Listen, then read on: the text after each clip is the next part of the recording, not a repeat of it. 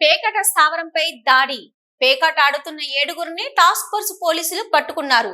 మరో 2 పరారీలో ఉన్నారు.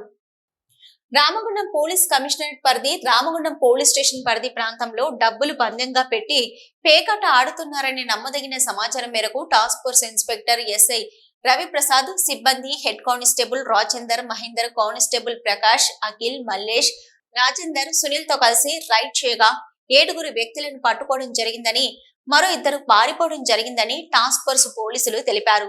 కాగా పట్టుబడిన వారి వద్ద నుంచి 17,200 నగదు, 4 మొబైల్స్, 2 బైకులు, 1 ఆటోను స్వాధీనం చేసుకోవడం జరిగిందని, పట్టుబడిన వ్యక్తులను స్వాధీనం చేసుకున్న నగదు, సెల్ ఫోన్లు, ద్విచక్ర వాహనం, ఆటో, పేకముక్కలను తదుపరి విచారణ నిమిత్తం రామగుండం పోలీస్ స్టేషన్ లో అప్పగించడం జరిగిందన్నారు.